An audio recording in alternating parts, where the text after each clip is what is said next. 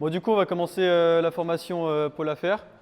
J'espère que votre éval cadre légal s'est bien déroulé. Donc, pour le début, là, on va commencer par un petit rappel de la structure interne et de l'organisation du Pôle Affaires. Donc, je vais me présenter parce que je n'ai pas vu tout le monde durant les entretiens. Je ne sais pas si tout le monde me connaît. Donc, moi, je suis Samuel, je suis responsable commercial du Pôle Affaires. Donc, mon rôle, ça va être un petit peu de piloter le Pôle Affaires et de suivre chaque étude de chaque chargé d'affaires pour que tout soit en règle et que tout se passe bien. Donc je vais laisser les chargés d'affaires se présenter s'ils veulent rapidement. Moi c'est Julie et du coup je suis chargée d'affaires. Moi aussi je suis chargée d'affaires. Il y a moi aussi, chargé d'affaires.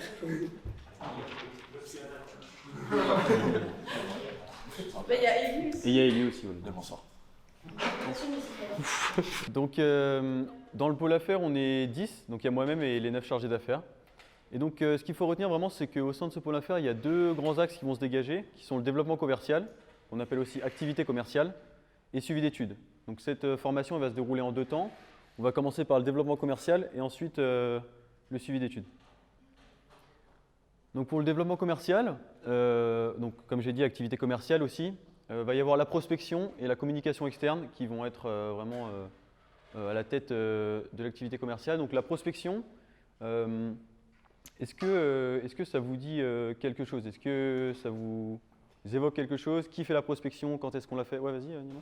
Il y a 2 types de prospection, il y a la prospection active et la prospection passive. Ouais, très bien. C'est le fait d'aller chercher des entreprises qui vont faire des études et c'est les chargés d'affaires qui s'en chargent normalement. Ok, très bien. Donc tu as tout bien résumé. La prospection, ça va être en fait les chargés d'affaires qui vont aller démarcher des entreprises. Donc c'est Inspire qui va aller chercher les entreprises. Et la communication externe, ça va plus être, comme tu as dit, développer en fait notre image et un petit peu le marketing en fait, entre guillemets d'Inspire pour que ce soit les entreprises qui viennent à nous et qu'on n'ait pas à les démarcher directement. Donc voilà un petit peu l'activité commerciale grosso modo. Donc il y a différentes actions de communication externe qu'on va mettre en place pour se faire connaître entre guillemets, que les entreprises viennent à nous. Donc on peut organiser des événements avec des partenaires, des clients, des entreprises locales. Comme ça on peut parler avec eux, échanger et éventuellement aborder différents thèmes, les études, etc. Il y a aussi les les alumni d'Inspire qui peuvent nous aider là-dessus. Et après il va y avoir tout ce qui est travail en fait, du pôle com. Donc on a un travail, le pôle affaires avec le pôle com aussi. Développer des actions sur les réseaux sociaux, envoyer des newsletters, faire des publications régulières, etc. Et on a aussi le site web d'Inspire, donc sur lequel des entreprises peuvent déposer un ticket pour faire une demande d'études. Concernant la prospection, donc il y a quelque chose qu'il faut bien comprendre, c'est la différence entre un prospect et un client. Donc est-ce que vous avez une idée? Normalement c'est assez évident, mais bon, c'est écrit, voilà. Donc un prospect, en fait, ça va être des entreprises qu'on va aller démarcher, mais qui ne sont pas encore en train de travailler avec Inspire. Juste, on va aller leur proposer des études et on voit si elles acceptent ou non. Donc ça va être le taf des chargés d'affaires.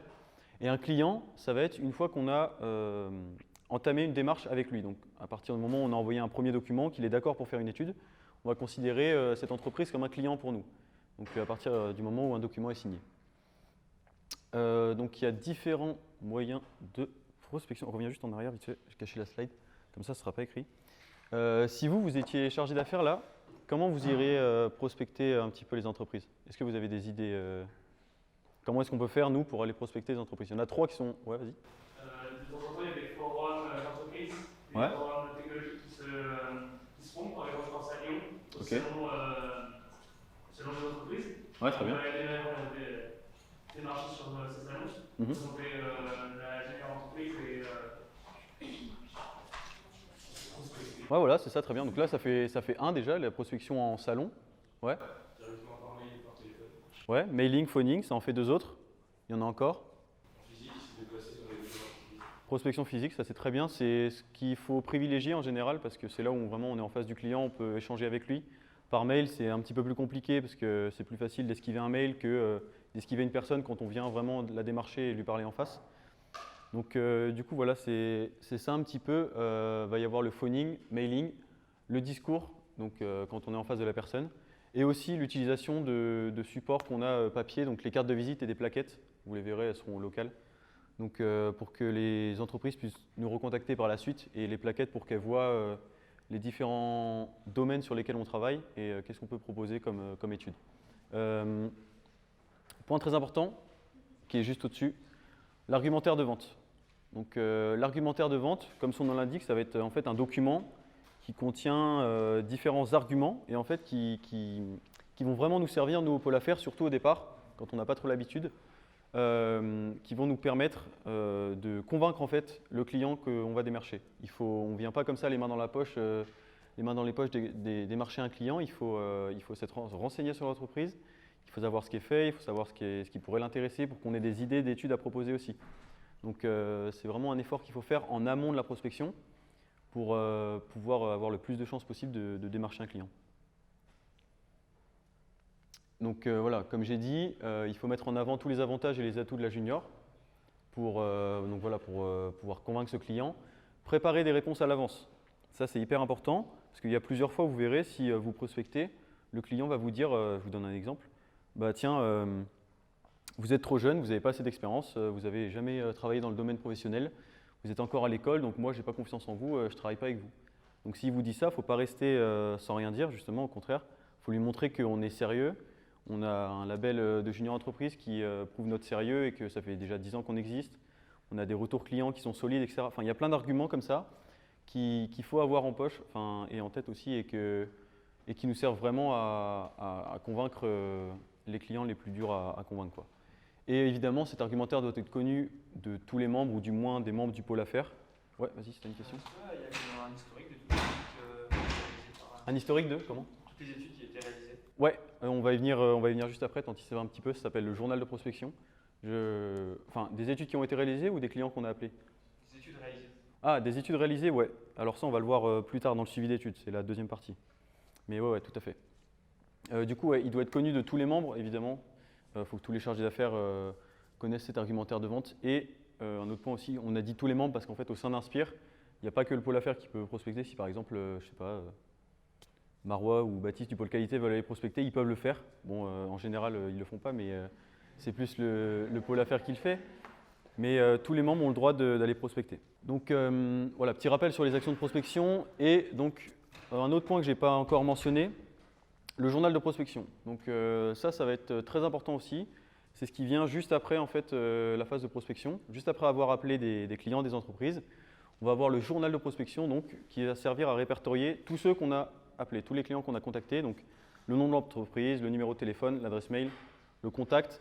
Aussi, on met un petit commentaire à côté. Est-ce que le client, c'est mort, avec lui, il n'est pas du tout intéressé? Est-ce qu'il faut le rappeler dans un mois? Est-ce qu'il est tout de suite intéressé? Tiens, on va enchaîner avec les documents. Et ça, en fait, ça va servir à éviter que, si moi, par exemple, aujourd'hui, j'appelle une entreprise du coin et que je ne la mets pas dans le journal de prospection, imaginez, Julie, la semaine prochaine, elle se dit, tiens, je vais prospecter. Elle rappelle la même entreprise sans savoir que moi, je l'ai appelée. Et elle lui refait toute la démarche, etc. Là, l'entreprise va se dire, ça fait 2 fois que vous m'avez appelé, c'est pas hyper pro, tu vois. Donc vraiment, il faut s'appuyer sur ce journal et avant de prospecter, bien regarder toutes les entreprises qui ont déjà été appelées pour voir si on ne peut pas enchaîner sur une nouvelle étape ou si elle n'a pas du tout été appelée, là, à ce moment-là, on va procéder de manière différente avec le client. Donc vous avez bien compris ce journal où il y a des questions? C'est bon? Ok. Un petit rappel cadre légal. Donc cadre légal, vous en avez eu la semaine dernière, vous en avez encore aujourd'hui et vous en aurez encore un petit peu. Donc c'est important pour vraiment cadrer d'un point de vue juridique tout ce qu'on fait dans le pôle affaires. Il y a plusieurs interdictions, donc on n'a pas le droit de faire appel à un apporteur d'affaires. Qu'est-ce que c'est un apporteur d'affaires? C'est un membre extérieur à Inspire qui va aller démarcher des entreprises pour nous et nous les ramener. Donc par exemple, je ne sais pas si je prends un étudiant de TSE qui n'est pas du tout à Inspire, je lui dis sur chaque étude que tu me ramènes, je te donne 10%. Ça, on n'a pas du tout le droit de le faire. C'est uniquement les membres au sein d'Inspire qui peuvent faire de la prospection. C'est pour ça que c'est interne et bénévole. On n'est pas rémunéré en tant que membre d'Inspire. Ouais. Et vous pouvez utiliser votre réseau, imaginons, toi tu connais bien quelqu'un qui connaît quelqu'un qui a relié sur plein de... Ah, bien sûr. Bien sûr. Ça peut être rémunéré. Bien sûr. Ça peut être rémunéré. Ouais, apporteur d'affaires, c'est dans le sens où on donne de l'argent à quelqu'un d'extérieur pour nous ramener des clients. Ça, on ne peut pas du tout. Mais on peut tout à fait utiliser notre réseau. Et ça se fait d'ailleurs, ça s'est fait plusieurs fois. Autre chose sur la communication. Donc, c'est interdit de faire une communication non transparente et agressive. Donc, par exemple, vous ne pouvez pas cacher votre statut étudiant lorsque vous allez prospecter ou nous vendre à titre d'entreprise professionnelle. Il faut vraiment insister sur le fait qu'on est une association, donc comme c'est écrit là, à vocation pédagogique, donc ça on a dû vous le répéter plusieurs fois, et vraiment voilà, insister sur le fait qu'on est des étudiants en école d'ingénieur et qu'on gère une junior entreprise, quoi. Et enfin, communication agressive, donc ça on n'a pas le droit non plus de se comparer en fait à d'autres cabinets de conseil ou des entreprises qui exercent la même activité que nous. On ne peut pas dire tiens, bah, je suis 3 fois moins cher que telle entreprise du coin à côté en citant son nom, donc venez chez vous. On ne peut pas se servir de ça comme argument en fait. Pour démarcher des clients, c'est pas, voilà, c'est pas correct d'un point de vue légal. Donc la prospection, ça va être un cycle donc, qui va démarrer par définir des objectifs. Donc tout à l'heure, je vous parlais du fait que je pilotais un petit peu le pôle affaires, qu'on définit des nouvelles stratégies et des objectifs avec l'équipe de chargés d'affaires. Ça va correspondre à cette phase-là, en fait, ce qu'on appelle du benchmarking aussi. On va cibler un type d'entreprise, par exemple en début de mandat. Vous allez commencer, vous allez dire, bah, tiens, on va focaliser tel type d'entreprise, donc des startups, des PME, des grosses boîtes, s'adapter à la situation. Je vous donne un exemple, pendant le Covid, on a plus focalisé sur, par exemple, des restaurateurs qui avaient besoin de développer des plateformes en ligne, des sites web de réservation, etc. pour des menus ou des dîners. Et donc, on a vraiment essayé de s'adapter et de focaliser sur eux. Et donc, ensuite, dans la phase de prospection, c'est eux qu'on a appelés. Donc voilà, c'est eux qu'on a appelés, c'est issu j'arrivais. Donc, on se fixe des objectifs, on essaie de les atteindre au maximum. Et donc voilà, on appelle vraiment le type de personnes qu'on a ciblées. On n'appelle pas n'importe quelle entreprise comme ça en France, random, quoi. On a des cibles bien spécifiques. Et enfin, dernière étape du cycle, donc les indicateurs de suivi qui nous permettent de nous rendre compte de est-ce qu'on a réussi à atteindre nos objectifs. Donc on va voir combien d'entreprises on a appelées, combien ont été favorables à notre démarche, combien ont dit non, quel a été le chiffre d'affaires réalisé sur ces entreprises, combien d'études on a signé avec eux. Plein d'informations comme ça qui vont ensuite être gérées par le pôle qualité et nous permettre d'avoir un bilan global sur ce cycle-là en fait. Et une fois que c'est fini, on recommence. Donc c'est un cycle qui peut durer plusieurs mois. Et on cible de nouvelles entreprises. À nouveau, on fait de la recherche en fonction de l'actualité, etc. Et on reprospecte derrière. Donc voilà un petit peu le cycle prospection. On va terminer cette partie développement commercial par un exemple. Donc là, je vous ai pris un exemple très concret. C'est tout ce qu'il y a de plus classique. On verra qu'il faudra évoluer et pas forcément faire comme ça quand vous prospecterez, mais là c'est vraiment la base. Donc si par exemple vous êtes chargé d'affaires et que vous allez vers un client, donc bonjour, je suis Paul Dupuis, chargé d'affaires de la junior entreprise Inspire. Connaissez-vous les junior entreprises? Donc la plupart du temps, le client ne connaîtra pas ou il aura vaguement entendu de nom. Donc vous pouvez expliquer très rapidement ce que c'est qu'une junior entreprise, qui on est, etc. Donc dire ensuite qu'on fait du développement web, application smartphone, etc. etc. Est-ce qu'on peut se rencontrer d'ici la fin du mois pour avoir un rendez-vous? Vous lui proposez et là il va vous dire « vous n'êtes que des étudiants ». Donc là, c'est un point de vue, c'est une objection classique en fait qu'on a de la part des clients des fois. Et c'est à ça aussi que va servir, j'en reviens à l'argumentaire de vente dont j'ai parlé tout à l'heure, ça permet de pouvoir répondre derrière. Donc en insistant sur la marque Junior Entreprise qui est un gage de qualité. Et donc ça fait plusieurs années qu'on existe, on peut vous montrer donc, sur nos retours clients, les clients sont satisfaits. On s'appuie aussi beaucoup sur des livrables qu'on a déjà réalisés, donc des sites web. Pour l'exemple d'Elouane avec son étude, il a fini une étude il n'y a pas longtemps, il y a un site web qui a été réalisé. Et on peut aller voir des entreprises et leur montrer le travail qu'on a réalisé. Donc concrètement, on pose l'ordi, on lui dit tiens, regarde le site web qu'on a fait. Et ça permet vraiment aux clients d'avoir une image en fait, et d'avoir un support visuel pour voir ce qu'on peut proposer. Ça aide vachement. Donc voilà, ça c'est une mise en situation. Vous en aurez certainement à l'Eval la semaine pro, je vous mettrai une situation différente de celle-là pour voir comment est-ce que vous pourriez réagir face à différentes objections. Donc préparez-vous un peu à ça. On a fini la partie sur le développement commercial. Ouais. Au niveau de la prospection, est-ce que vous privilégiez des entreprises qui sont dans les alentours de Saint-Étienne ou alors Cette année, on a fait pas mal d'entreprises qui étaient sur Saint-Étienne quand même, que ce soit en présentiel ou en phoning. On a fait un petit peu Lyon, mais en soi, il n'y a pas de restriction. Tu peux appeler où tu veux en France. Et Loan, c'était un tutorat toulousain, tu vois, donc c'était à Toulouse, il n'y a aucune restriction. Après aussi, on a beaucoup privilégié le fait que, enfin là, on commence à privilégier les gens qui connaissent un peu Télécom, parce que on a pris la base de données de Télécom Saint-Etienne, et donc ça veut dire que les gens connaissent plus ou moins, ou ont déjà entendu parler de Télécom, donc ils sont plus à même de nous écouter. C'est plus intéressant pour nous, comme ça on a déjà un petit bonus, tu vois. Ouais, concrètement, en fait, c'était des entreprises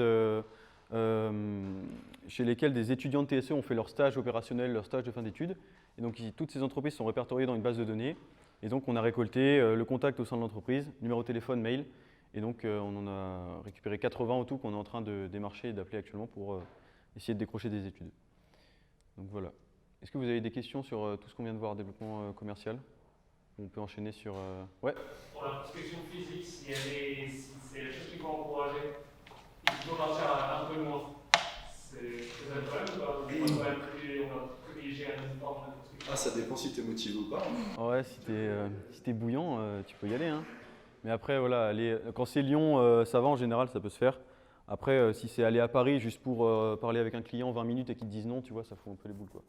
Donc quand c'est trop loin, non, on appelle ou on envoie un mail. Mais en général, sur Saint-Etienne et Lyon, on peut tout à fait prospecter en présentiel, hein, ça se fait. Hein. Ça dépend vraiment de toi. Hein. Si tu as envie d'aller à Lyon, tu peux y aller. Et c'est sûr qu'Inspire va pas te payer tous les jours ton déplacement. Ouais, après le déplacement, ouais. Mais oui, c'est bien mieux d'aller prospecter en présentiel plutôt que d'appeler ou d'envoyer un mail, c'est sûr. C'est bon du coup, développement commercial? Du coup, je vais juste dire un truc. Rappeler que c'est bien deux choses différentes, le développement commercial et le suivi d'études. Et que nous, à Inspire, c'est les chargés d'affaires qui font les deux choses. Mais que dans des plus grandes juniors, les deux sont séparés. C'est-à-dire qu'il y a un groupe qui fait la prospection plutôt et d'autres qui font le suivi d'études. Et ici, à Inspire, c'est vraiment les chargés d'affaires qui font les deux. Voilà. Ouais, dans certaines grosses JE, il y a des chefs qui sont DevCo, qui font que de la prospection. Vraiment, ils appellent que des entreprises. Ils ramènent des études. Et il y a des chargés d'affaires, donc suivi d'études, qui eux vont faire tout le lien. Ils vont faire que ça entre des intervenants et des entreprises. Voilà, c'est pas en deux pôles, mais chez nous, c'est un seul pôle. Vu qu'on n'est que 9, on n'a pas assez de personnes pour faire ça. Ok, donc on continue. Suivi d'études. Donc le suivi d'études, il faut bien comprendre, c'est à partir du moment où on considère l'entreprise comme client. C'est plus un prospect pour nous, c'est un client, ça y est, on a démarré une étude avec lui, on a signé un premier document, il est chaud pour partir avec nous. Donc le suivi d'études, ça va être sur un long terme, donc on peut diviser ça en 4 phases hein, globalement. Va falloir gérer la qualité des documents, donc là il va y avoir un gros travail avec le pôle quali. Donc il faut que tous les documents que je vous présenterai ensuite pour le suivi d'études soient nickel, niveau signature, niveau date, niveau montant, niveau faute d'orthographe, enfin voilà, qualité des docs quoi. Qualité de l'étude, encore plus important, et qualité du suivi, ça va ensemble. Il faut que le chargé d'affaires s'occupe très bien de l'intervenant et du client qui gère. Il faut donner des nouvelles régulièrement, il faut qu'il n'y ait pas de conflit entre les deux. Il faut à chaque fois, et ça c'est très important, que le chargé d'affaires soit là quand il y a un échange avec l'intervenant et le client. Parce que si l'intervenant va directement avec le client, il y a un risque qu'il ne passe plus par la junior entreprise, en fait, qu'ils fassent ça de leur côté. Et donc il faut vraiment que le chargé d'affaires soit au milieu de tout ça pour pouvoir gérer.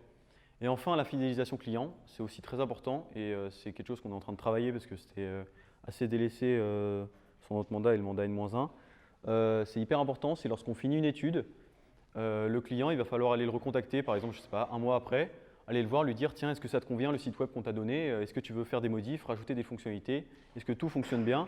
Est-ce qu'on repart sur une nouvelle étude? Il faut prendre des nouvelles suite à la fin de l'étude, en fait, c'est de la fidélisation tout bêtement.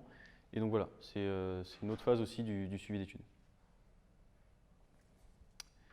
Nous, on utilise une méthode qui est en train de se développer de plus en plus dans les entreprises. Je ne sais pas si vous en avez déjà entendu parler, qui s'appelle en fait la méthode agile. Donc c'est l'agilité. C'est une méthode que vous verrez à TSE, je crois, au second semestre en gestion de projet. Le prof vous expliquera ça, mais là, vous le voyez en avance. Donc la méthode agile, c'est quoi? En gros, il y a une étude, un client il veut réaliser quelque chose, et ben nous, on va fracturer cette étude en plusieurs phases. En plusieurs phases, on ne va pas tout traiter d'un trait. On va faire plusieurs phases différentes qu'on va valider à chaque fois. Ça va permettre d'avoir un meilleur suivi et une meilleure satisfaction client à la finalité. Là, je vous explique la slide, après je vais vous donner un exemple concret. Donc, là, validation 1, validation 2, validation… Là, par exemple, on découpe l'étude en 7 phases différentes. À chaque fin de phase, le client va valider avec nous ce qui a été fait par l'intervenant. Donc s'il est content et que tout va bien pour lui, on enchaîne, phase 2, ensuite on valide, phase 3, on valide, phase 4, on valide. Et à la finalité, si tout va bien, si le client est content à l'état N et N+1, bah, il sera content à la finalité, donc livrable final, normalement, il sera satisfait.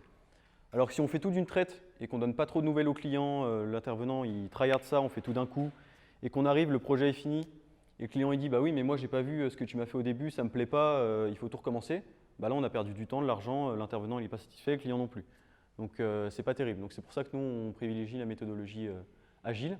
Ça peut très bien se passer en faisant tout d'une traite si on a un coup de chance, mais en général voilà, le client il va dire bah tiens j'aurais aimé ajouter ça au début, et c'est pour ça qu'on fait plusieurs phases de validation. Concrètement, si on prend une étude, par exemple l'étude d'Ismet, il n'est pas là, mais le client voulait faire un site web avec différents jeux dessus et lier une base de données dans laquelle tout était répertorié, les jeux, plein de données, etc. Donc nous, ce qu'on a fait, c'est qu'on a fait une première phase, réalisation de la base de données. OK, le client dit c'est carré, etc. On valide. On passe à la réalisation du site, front-end, back-end, etc. Une fois que le site est fait, réalisé, c'est bouclé, le client est satisfait, on valide, phase 2 terminée. Phase 3, mise en service du site web et de la base de données, mise en relation et mise en service du système complet. Donc là, après, une fois que ça a été fait, on finit l'étude. Le client est content, phase 1, 2, 3, c'est terminé, normalement il est content pour tout. Alors que si on met directement en relation la base de données sans le tenir au courant, etc., bah, il peut manquer des choses dans la base de données, il peut manquer des choses dans le site web. Donc c'est vraiment plus risqué de faire ça, quoi. Donc voilà un petit peu sur la méthode agile. Et maintenant, le gros du suivi d'études, tous les documents qu'il va y avoir pour cadrer l'étude d'un point de vue légal et que tout se passe bien côté client et intervenant. On commence par, avant de commencer ça, il y a des questions ou pas? C'est bon sur ce qu'on a fait avant? On va commencer par le devis. Donc là, voilà, en gris, à chaque fois on va défiler, c'est les différentes étapes. Hein. En gris, donc le devis. Un devis, normalement, vous avez tous entendu ce que c'est. Je vais quand même expliquer parce que je ne sais pas si tout le monde sait ce que c'est. Un devis, en gros, c'est un document sur lequel, un document d'amorce un petit peu d'études sur lequel on va mettre différentes phases que le client nous a demandé de réaliser. Donc avant ça, il y a eu un RDV avec lui, un petit rendez-vous. Et il nous dit, bah, tiens, je veux faire ça, un site web avec telle fonctionnalité, ça. On dit, OK, on met tout ça sous forme d'un devis, différentes phases, avec le prix correspondant à chaque fois. Et on fait la totalité, c'est le total, c'est le prix de l'étude. Donc là, phase 1, développement serveur, phase 2, interface graphique, phase 3, déploiement, donc ça on l'a offert. Et ça nous fait une étude à 2800 €. Donc ça, ensuite, on l'envoie au client. Lui, il le regarde de son côté, il dit est-ce que ça me convient d'un point de vue financier, est-ce que ça me convient d'un point de vue cahier des charges, est-ce que les phases me vont? Et ensuite, il nous dit bah, OK, c'est bon, c'est validé, on part. Et une fois qu'on part, juste, j'ajoute, vaut mieux le rédiger avec l'intervenant qui fait la partie technique. Il saura nous guider au niveau des prix, enfin, on pourra se mettre d'accord avec lui pour qu'il soit rémunéré aussi. Donc voilà, à rédiger avec l'intervenant la plupart du temps. Et si ce document-là est validé par le client, du coup, on enchaîne sur convention d'études, la CE. Donc, la convention d'études, ça va être le gros document côté client. Donc ça, c'est vraiment le contrat avec le client, il faut retenir ça. Ça ne concerne pas l'intervenant, c'est vraiment que le client, entre Inspire et le client. Donc ça va servir à cadrer l'étude d'un point de vue légal, juridique, à protéger notre junior. Et ça va servir à gérer aussi la relation entre Inspire et le client. Donc ça va contenir plusieurs choses, beaucoup de choses. C'est assez long, une convention d'études, on vous en montrera. Je vous laisse relire ça à tête reposée, mais en gros, ce qui est important dedans, ça va être le cahier des charges, qui doit être très détaillé, tout ce que le client demande, et le budget aussi. Le budget qu'il va falloir gérer, et il y a une deadline. Il y a des dates précises, les études doivent être finies, par exemple, je dis une bêtise, pour le 28 janvier 2022, ça doit être fini. Donc ça, la convention d'études prend tout ça en charge. C'est vraiment un contrat en fait, il faut vraiment voir ça comme un contrat avec le client. Donc voilà. Je vais vraiment insister sur le cahier des charges, il faut qu'il soit vraiment béton, parce que c'est vraiment pour protéger la junior, c'est-à-dire que si le client n'est pas content au bout de 3 réunions, on fait la même chose, enfin, on fait tous les changements qu'il indique, il n'est pas content. Bah, si c'est marqué dans le cahier des charges, telle ligne, on vient dire, bah, regardez sur la CE, c'est marqué ça, c'est bon, c'est fini, on valide quoi. Donc c'est pour ça que le cahier des charges, il faut qu'il soit vraiment hyper précis et qu'il y ait vraiment tout détaillé dedans, quoi. Ouais, parce qu'en fait, sinon, ça peut mener à une étude un petit peu sans fin et qui est dangereuse pour nous, parce que Si le cahier des charges n'est pas détaillé, le client il dit bah, regardez le cahier des charges, il n'y a pas écrit que je ne peux pas rajouter ça, donc vous me rajoutez ça, et puis on n'en termine pas. Donc si le cahier des charges est explicite et clair, le client bah, ça va le restreindre, en fait, ça va tout simplement borner l'étude d'un point de vue technique, et du coup on n'en vient pas à des études qui n'en finissent pas, quoi. Le RM, récapitulatif de mission. Donc ça va être le contrat avec l'intervenant cette fois. La CE, retenez bien, c'est contrat avec le client. Le RM, récapitulatif de mission, c'est le contrat avec l'intervenant. Donc ça va synthétiser tout ce qui est conditions de travail, deadline, comme j'ai dit aussi pour la CE, les conditions de travail de l'intervenant, donc il y a plusieurs articles, vous verrez dans RM aussi, et tout le travail qu'il a réalisé d'un point de vue technique. Donc ça synthétise tout ça globalement. Ça s'accompagne, CE et RM s'accompagne d'une facture d'acompte. Donc un acompte, c'est, il y a la trésor, bon, elle n'est pas là Diane, mais elle va envoyer une facture au client avant que l'étude démarre et elle va dire bah, vous payez, souvent c'est 10% pour une entreprise, 30% pour un particulier. C'est 10% de l'étude à régler avant que ça commence pour qu'on s'assure que voilà, l'étude commence bien et que le client ne nous lâche pas au tout début de l'étude, quoi. Le PVRI. Donc là, voilà, il y a beaucoup d'acronymes, hein, je sais, c'est pas évident, mais procès verbal de recette intermédiaire. Donc ça, c'est un document facultatif. Ça, en fait, ce document-là, pour être très clair et très concret, ça correspond à ça, en fait. Le PVRI va servir à valider chaque phase d'une étude. C'est le document qu'on va aller faire signer, qu'on va rédiger et faire signer par le client pour valider chaque phase d'une étude. Donc voilà, tout simplement, le PVRI, il ne faut pas chercher compliqué.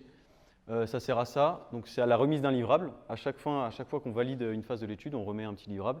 Et le PVRI sert à ça. Il s'accompagne d'une facture. Je ne sais pas si on l'a mentionné, ouais, facture intermédiaire. De quoi ? Oui, non, mais je veux dire, si on fait un PVRI, il y a une facture. Donc à chaque fois que le client valide, il paye aussi la partie qui a été réalisée par l'intervenant. Donc c'est des facturations en JEH, jour étude homme. Et donc voilà. Du coup, le PVRI sert à appliquer la méthode agile, mais il sert aussi du coup à nous protéger, nous, quand il y a une étape qui est validée, on ne peut plus revenir dessus. Enfin, il a signé le PVRI, c'est terminé, on passe à la phase suivante. Donc ça sert aussi à nous protéger. Ouais. Une fois que le PVRI a été signé, que le client a dit on valide, on ne revient plus sur la phase qui a été faite. C'est pour ça que ça nous protège. Il ne peut pas rajouter des choses, tiens, dire au début de l'étude, j'aurais aimé rajouter ça, bah non, c'est trop tard en fait. Du coup, c'est facultatif le PVRI, mais c'est très conseillé de le faire. C'est important. Le PVRF, donc c'est comme le PVRI, mais ça marque la fin d'une étude cette fois. C'est à la toute fin de l'étude, on rédige le procès verbal de recette finale pour marquer la fin de l'étude côté client seulement. Donc une fois que le livrable final, que tout le site web par exemple a été présenté au client, qu'il a validé, que tout marche bien pour lui, on lui fait signer ce document-là et ça marque la fin de l'étude côté client. Ça s'accompagne encore une fois, à chaque fois qu'il y a un procès verbal, il y a une facture, hein, dites-vous. Il y a 3 factures importantes dans une étude, c'est facture d'acompte, facture intermédiaire, facultatif mais quand même, facture de solde. Donc voilà, facture de solde, ça va, à la fin de la facture de solde, le client n'a plus rien à régler pour Inspire. Tout a été réglé. Et la dernière partie, côté intervenant. Donc vous voyez, c'est assez bien organisé. Il y a les documents clients, documents intervenants, et fin de l'étude, c'est pareil. Documents clients, PVRF, documents intervenants pour... Donc c'est rapport pédagogique et QS. QS, c'est questionnaire de satisfaction. Rapport pédagogique, pour prouver que l'étude, ça c'est très important, encore une fois, on rabâche, mais pour montrer que ça a eu une plus-value pédagogique pour l'intervenant. Est-ce qu'il a, durant son étude, bien appris quelque chose? Est-ce qu'il a utilisé les enseignements qu'il a appris à TSE durant son étude? Donc voilà, c'est un document, on vous montrera aussi. C'est plusieurs questions, tiens, c'était dans quel domaine? Informatique, électronique, optique, image. Ton étude, qu'est-ce que tu as appris? Qu'est-ce que tu as mis en place? Qu'est-ce que tu as appliqué concrètement comme connaissance? Et ça s'accompagne aussi d'un bulletin de versement. Donc le bulletin de versement, c'est ce qui va permettre de rémunérer l'intervenant. Ça, c'est important aussi. Une fois que le PVRF est signé, que la facture est payée et que le rapport pédagogique est rendu, c'est très important, on ne paye pas un intervenant avant qu'il ait rendu son rapport pédagogique. Donc voilà, bulletin de versement qui va être... Tout ça, c'est la trésor qui va faire la facture bulletin de versement, qui va l'envoyer à l'intervenant. Et un intervenant touche 50% du montant de l'étude, niveau rémunération. Donc si on a une étude à 2800 € comme on a vu tout à l'heure, l'intervenant, 95% du temps, touchera 1400. Il est arrivé qu'on fasse une fois, je crois, 100% pour un intervenant. C'est quand on a refait le site de la FAT, l'intervenant avait touché 100% du prix de l'étude. Voilà. Là, c'est un petit récap quand vous reverrez ça à tête reposée. Ça, c'est pareil, hein. Test de la semaine prochaine, il n'y a pas de surprise. Bon, je ne dis pas qu'il faudra faire toute la frise, mais il y aura des questions sur les docs, ça c'est sûr. Savoir à quelle partie correspond chaque document, dans quel ordre, il faut bien connaître l'ordre, c'est important. Qu'est-ce que ça comprend, voilà. Il y aura des questions sur les docs la semaine pro, donc ça c'est à connaître quand même. Il n'y a plus le droit de faire 100%. Qu'est-ce qu'il y a? Et puis, on va faire 100%. C'est vrai? Ouais. D'accord. Depuis la GP de. Ah ok, je savais pas. Bon bah il n'y a plus le droit de faire 100%. Voilà. Du coup, est-ce que vous avez des questions sur tous ces documents-là, avant qu'on continue la partie suivi d'études? Ou est-ce que c'était ça va? C'est bon? Ouais, du coup, les factures, tout ce qui est facture, on n'y touche pas, c'est vraiment la trésorière qui fait ça et vous aurez l'information plus tard. Nous, le chargé d'affaires, ce qu'on rédige, c'est vraiment les conventions, PBRI, PBRF, RM et tout ça. Donc, c'est vraiment ce qu'on rédige. On ne rédige pas de facture, pas de bulletin de versement. Tout ce qui touche la moula, c'est la trésorière. Voilà, donc ça, c'est un petit récap de chaque pôle qui s'occupe des documents. Donc, la CALI repasse derrière tout, hein. Que ce soit facture, convention, RM, bulletin de versement, ce que vous voulez. La CALI doit vérifier tous les documents. Le président valide aussi, relie les documents rapidement et signe le document avec le client, l'intervenant ou qui que ce soit. C'est ça, le process, quand on a rédigé par exemple notre convention d'études, on l'envoie directement au pôle CALI qui nous le renvoie corrigé. Et après, on l'envoie au président et après, le président, lui, le voit pour signer. Ouais. Je fais une petite mention rapide pour que vous l'ayez entendu une fois. On ne va pas rentrer dans les détails parce que ça va trop vous mélanger les trucs sinon. Les conventions cadres et les bons de commande. Donc une convention cadre, en gros, il faut juste vous dire, c'est quand avec un client, on va faire plusieurs études de suite. Au lieu de refaire toute la paperasse, les CE, les RM, etc., on met dès le départ une convention cadre avec lui. Et en fait, à chaque lancement d'études, on fait un bon de commande. C'est beaucoup plus rapide à faire qu'une CE. Une CE, il y a énormément de choses à remplir, c'est assez long. Donc une convention cadre, ça va permettre de garder tout ça. Bah, Eloane, si tu veux dire, je sais pas si tu veux dire 2-3 mots là-dessus. Ça, c'est surtout la convention 4, ça c'est ce qu'on utilise déjà. Ouais. Mais du coup, là, c'est vraiment bien, comme tu as dit, ça permet de, quand tu as un client qui est récurrent, ça permet d'avoir, par exemple, tous les ans, il revient. Ça permet de pouvoir refaire des études tout le temps. Bah, par exemple, Vecchio, il revient souvent. Donc c'est pas mal de faire une convention cadre. Après, là, on est en train de regarder sur autre chose, c'est la convention cadre agile. Donc ce sera encore autre chose, mais ça, je vous en parle pas tout de suite. On en parlera avec les chargés d'affaires quand vous serez chargé d'affaires. C'est là vraiment juste pour voir ce que Voilà. c'est. On ne rentre pas dans le détail, c'est juste pour que vous ayez vu une fois ce que c'est. C'est ce que nous, on met en place sur plusieurs études, Lanteas, Julie, Vecchio. C'est ça, et même nous, on n'est pas encore au point, donc on préfère vous dire déjà ça, le principe de cette convention. La prochaine, la convention cadre agile, déjà, il faut qu'on voit entre nous comment on va la mettre en place. Et En aussi, fait, ce qu'il faut savoir, c'est que la convention d'études, c'est hyper long à rédiger, c'est-à-dire que vous avez vu, il y a plein de choses, il y a plein d'étapes à écrire. Et du coup, une convention cadre, on le fait une fois, toutes les étapes, présentation de la JE, etc. Et après, au bon de commande, on fait juste le cahier des charges et le budget, quoi. Enfin, et la deadline aussi, mais c'est vraiment très raccourci. Alors que si on a rédigé tout le temps une convention d'études, c'est super long, quoi. Donc voilà, c'est pour faciliter le. En fait, voilà, concrètement, dans la convention d'études, à chaque fois, il y a beaucoup de choses, c'est assez long, il faut tout remplir. Alors que dans un bon de commande, c'est tellement plus rapide. c'est surtout ça, beau c'est surtout vraiment que la frise. Si vous voulez refaire une étude avec un nouveau client, si vous refaites une convention d'études, vous devez refaire tous les documents, le cahier des charges, toute la méthodologie, etc. C'est un peu redondant et ça ne sert pas à grand chose.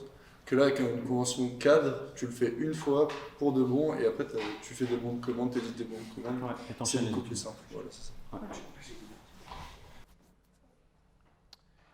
Donc là, on va en venir maintenant un petit peu une phase donc chronologique. Donc on va commencer avant étude, ce qu'il faut s'assurer. Là, c'est purement du bon sens et de la logique. Avant une étude, ce qu'il faut faire, ça va être par exemple de se demander tiens, est-ce que le client il est en capacité de payer l'étude qu'il veut réaliser. Pardon. Ça s'appelle la solvabilité, le budget client. Donc c'est vraiment du bon sens. Hein. Je vous dis, est-ce que le projet est censé? Est-ce qu'il y a une plus-value pour l'intervenant? Est-ce qu'on a les compétences? Est-ce que l'intervenant a les connaissances pour réaliser l'étude? Est-ce qu'il va savoir coder en tel langage? Il ne s'agit pas de commencer une étude et de se rendre compte que tiens, il ne sait pas faire en fait finalement. Donc c'est vraiment des questions qui peuvent paraître simples et évidentes, mais il faut vraiment se les poser pour que toute l'étude se déroule bien et qu'on n'ait pas de mauvaises surprises par la suite, quoi. Voilà, ça c'est déontologie, qualité et projet. En cours de l'étude, donc on a vu avant l'étude, maintenant en cours d'étude, si là ça va plus concerner quand il y a ces mots-là, avenant, tout ça, c'est qu'il y a des petits soucis au sein de l'étude. Donc typiquement, on va commencer côté client là, comme à chaque fois, côté client, côté intervenant. Côté client, on peut avoir affaire à un avenant. Donc en fait, un avenant, c'est quoi? C'est quelque chose qui va venir modifier la convention d'études. Donc avenant à la convention, on vient modifier la convention d'études. Il y a 3 cas. Soit c'est un avenant au budget, ça veut dire qu'on va venir modifier le budget, le client il veut, je sais pas, il veut rajouter une phase, c'est plus cher.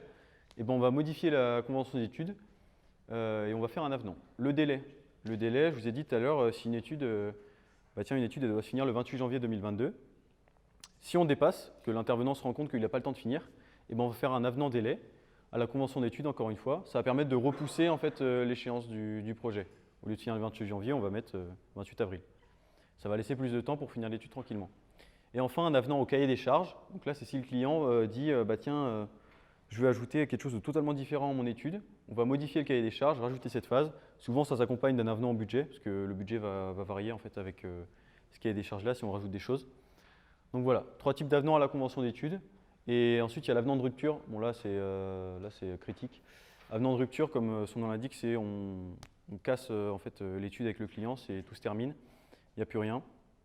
On a eu le cas cet été, malheureusement, avec un client. Bon, c'est arrivé une fois, faut pas que ça arrive. Mais voilà, ça peut arriver qu'avec le client, ça ne se passe pas super bien. C'était un cas assez spécial. Il y avait eu une galère côté client, ça a changé de responsable et tout. Donc, avenant de rupture pour la fin de mission.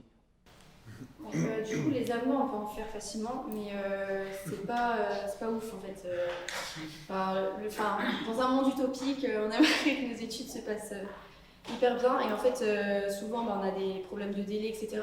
Donc il faut vraiment viser large quand on prévoit le délai, il faut mettre limite le double, parce qu'à chaque fois il y a une semaine de l'intervenant a plein d'éval et il n'a pas le temps, ou le client ne répond plus, etc. Il y a des choses qu'on ne peut pas prévoir, et du coup il faut vraiment prendre large quand on fait une CE et qu'on définit le délai, parce que sinon on arrive avec plein d'avenants à la fin et c'est pas ouf. Ouais, grosso modo sur la durée vous faites x2. Hein. Si un intervenant vous lui dites je sais pas combien de temps il te faudrait pour faire ce cycle-là, si vous dit 2 mois, vous prévoyez 4 mois direct, parce qu'il va y avoir des problèmes, je sais pas, il va avoir un bug sur son ordi, il y a une application qui va plus marcher, il y a un logiciel qui va devenir payant d'un coup, il va tomber malade une semaine. Et en fait, on ne se rend pas compte, mais ça va tellement vite et ça vient super vite la deadline. Pour éviter d'avoir des avenants délais à faire, prévoir super large niveau délai, quoi. Et côté intervenant, donc il y a des avenants aussi. Quand on fait un avenant à la CE, il y a un avenant au RM, donc je rappelle RM, récapitulatif de mission, qui va venir modifier la mission en fait. Donc voilà, vous avez les 3 cas là, je vous laisse lire. Vas-y, t'as une question? Excuse-moi, j'ai fait. Un délai, le client il refuse d'accepter ou il doit refuser? Il peut refuser, mais du coup s'il refuse, ça met fin à l'étude. Ouais, c'est un... Et donc pas dans le budget. Ouais, souvent les avenants budget, c'est lui qui les provoque. S'il veut rajouter une fonctionnalité à son site web, typiquement ça va impacter le budget de l'étude. Mais pour le délai, ouais, si par exemple, on est à la moitié il y a la moitié du site qui est faite, si le client il dit non, je ne veux pas pousser plus loin, j'ai pas le temps, ok, très bien, on arrête là, on vous rend ce qu'on a fait et vous vous retrouvez avec un demi-site qui n'est pas fonctionnel, c'est possible. Mais la plupart du temps, non, ça n'arrive pas. Le client est d'accord pour qu'on décale l'étude et qu'on finisse ça dans les temps.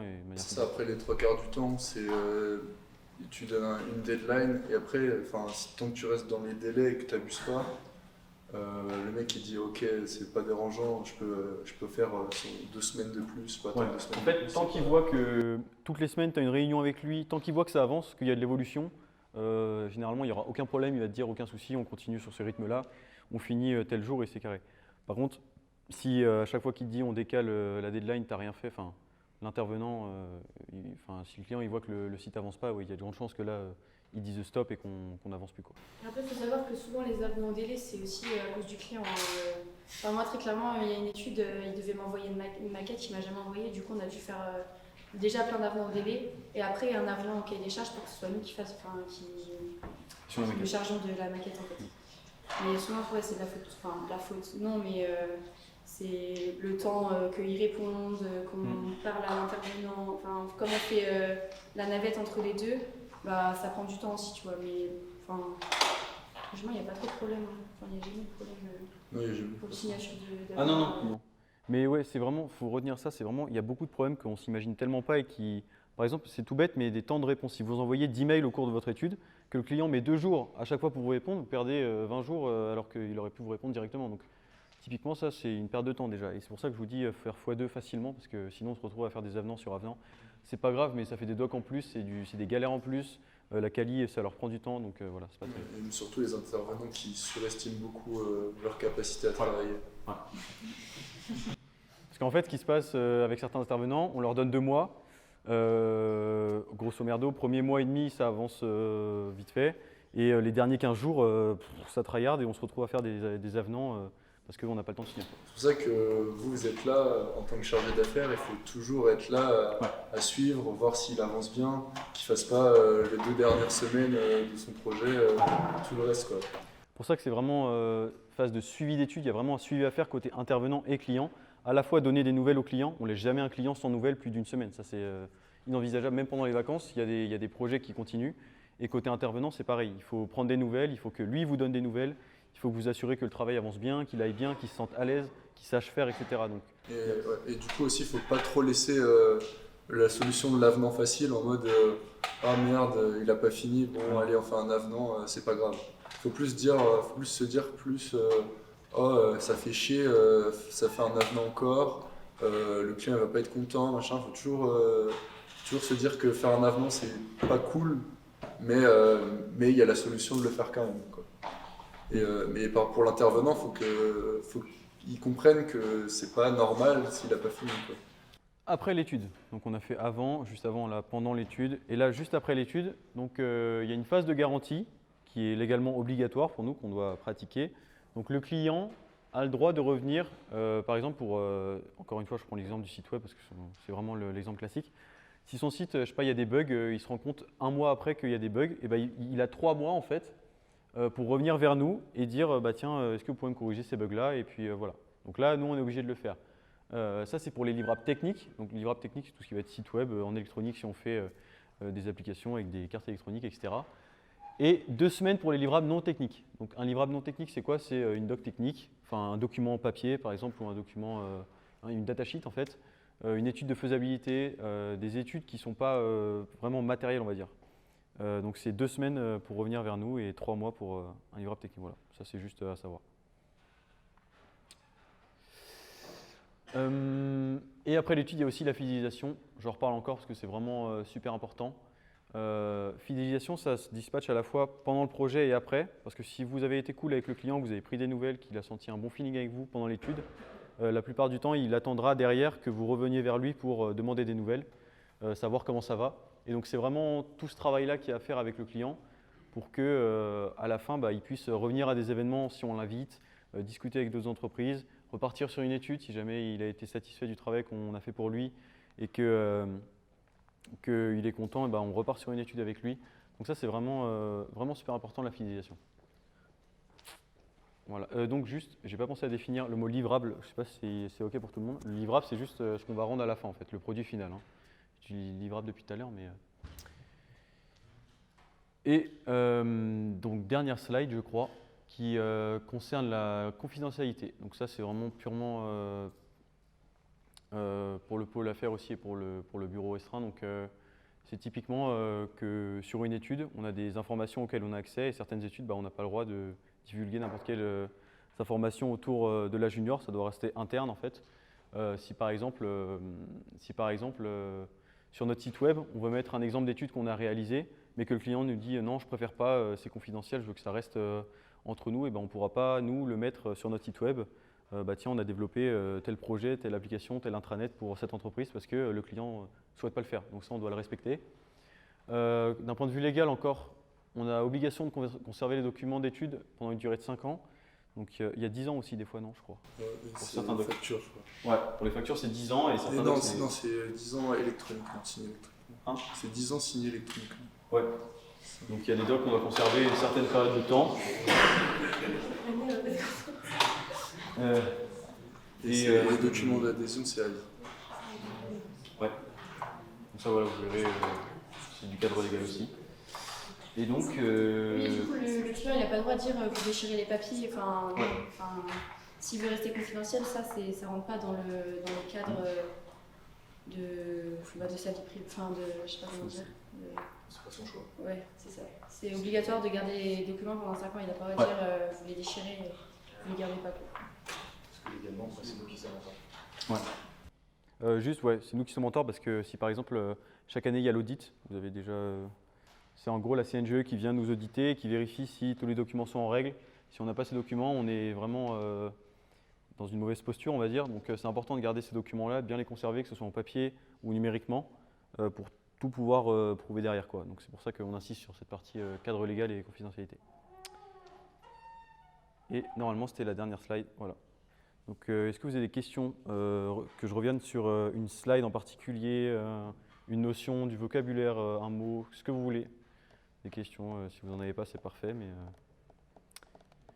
dites-moi. Ouais. Est-ce qu'on a le droit de mentir à l'intervenant sur De mentir à l'intervenant sur quoi? sur les délais qu'il a? Donne-moi un exemple. Ah, Parce que je comprends pas. tu dis que tu as jusqu'au 15 alors que tu as jusqu'au 20 par exemple. Ah Ouais. il va signer le RF aussi. Qu'est-ce qu'il regarde? Il faut qu'il signe un papier comme quoi il est censé. Il va signer le papier, il va le lire, donc ça sert à rien de. Sur l'URM, tu as marqué le délai aussi, du coup, il va le signer. Ouais. Mais du coup, sur quels critères on les prend, les intervenants? C'est Rania qui s'en occupe? Alors ça, c'est Rania et Maxime qui gèrent toute la partie recrutement d'intervenants. Quoi? Je peux montrer une notion si tu veux. Une notion si tu veux. Pour les intervenants. Ah, la base de données? Ouais.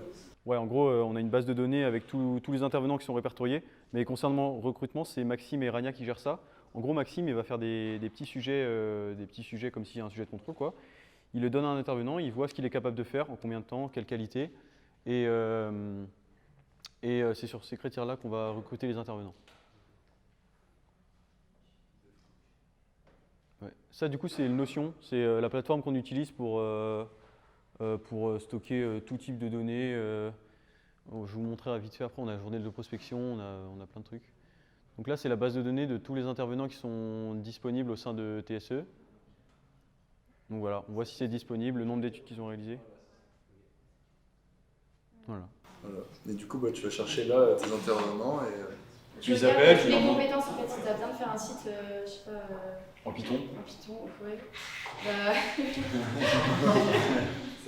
C'est plus compliqué. Mais PHP par exemple, Voilà. tu vas regarder les compétences des intervenants et tu vas les sélectionner comme ça en fait. Ouais, tu les appelles, tu leur envoies un message, tu leur demandes si ça leur tente de partir sur une étude qui va durer tant de temps, avec telle charge de travail, ça à développer, ça à développer, ça à développer. Tu seras rémunéré tant, et si on part, s'il est OK, on part dessus. Juste là pour vous montrer, en DevCo par exemple, voilà, on a le journal de prospection qui est là, on a les anciens clients qui sont répertoriés ici, on a le suivi d'études, donc là je vous montrerai rapidement. Voilà, ça c'est les études qu'on a en cours, le chargé d'affaires qui est dessus, les intervenants, la deadline du projet, si les documents ont été envoyés ou non. Donc c'est là qu'on… De quoi ? On répertorie pas mal de trucs. On utilise Monday aussi, donc deux plateformes, on a Notion et Monday. Vous apprendrez à les utiliser, je pense, dans la suite du RFP, mais voilà, c'était juste pour vous montrer. Est-ce que ça arrive que tu décharges l'étude mais jamais d'affaires? Ouais, il y a des chargés d'affaires qui n'ont encore jamais réalisé d'études, là même. Après, si tu te motives, tu essaies de faire de la prospection, il n'y a aucun souci, je pense que tu arriveras à trouver. Il y a des clients qui viennent à nous, il y a la prospection, donc si vraiment tu es chaud et que tu te motives. Et tu es motivé. Normalement, il n'y a pas de souci, mais oui, c'est possible que sur le mandat N-1, le mandat précédent, il me semble, c'était 2 chefs qui n'ont pas eu d'études de l'année, tu vois. Après, ça n'empêche pas de faire des choses, hein. Tu peux développer, tu peux aider à développer les plateformes, tu peux prospecter, tu peux… Voilà, il y a d'autres choses à faire, hein. Il n'y a pas que… Là, on a eu un conseil régional avec les autres juniors entreprises, et tu te rends compte que nous, on est une petite junior entreprise, on commence, et il y en a, ils ont inventé des trucs, j'imagine même pas comment c'est possible. Voilà. Donc voilà. D'autres questions, d'autres remarques? J'ai pas entendu ce que tu as dit. Par exemple, je te donne un exemple, on a eu une réunion sur, ça s'appelle le growth marketing, je crois. Ça s'appelle... Ouais, ça nous a marqué. En gros, c'est sur leur site web, ils ont mis beaucoup de trackers pour pouvoir savoir ce que les gens recherchaient sur leur site web. Ils avaient développé Google Ads, donc faire des pubs et tout pour pouvoir cibler des clients et que ça revienne sur leur site web. Et plein de trucs comme ça que nous, on ne fait pas encore parce qu'on n'est encore pas développé. On essaie de vous apprendre tout ça pour que vous puissiez faire... Comparer ces comparables-là, et on parle de l'INSA. l'INSA, c'est 140 membres, 60 membres dans le pôle affaires. Nous, on est 30 en tout. Voilà. Donc, comparable. Mais tu vois, c'est plein de trucs comme ça que nous, on est encore tout petits et on ne pourra pas non plus le faire comme eux, mais on essaie de le faire au mieux. Et tous les années, on essaie de vous apprendre ce qu'on a appris. En plus des autres années pour que vous développiez mieux et que la junior elle tourne encore mieux que les autres années, les années suivantes. Voilà.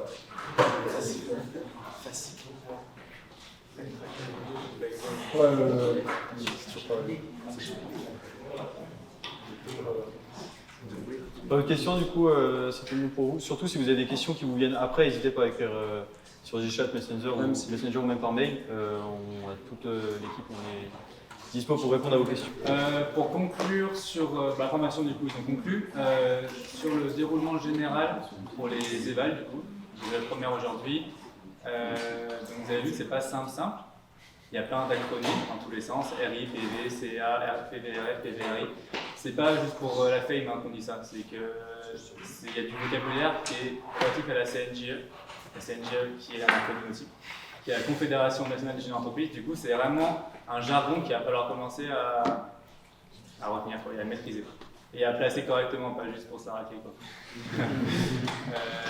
Du coup, quand on parle de JEH, il faut savoir ce que c'est. Quand on parle de CA, quand on parle d'AG, quand on parle de PD, de PVRI, de PVRF, il faut commencer à maîtriser. Du coup, à la semaine pro, vous serez interrogé là-dessus. Quand vous sortirez les acronymes, il faudra savoir ce que c'est et savoir les redire en ensemble. Volleyball.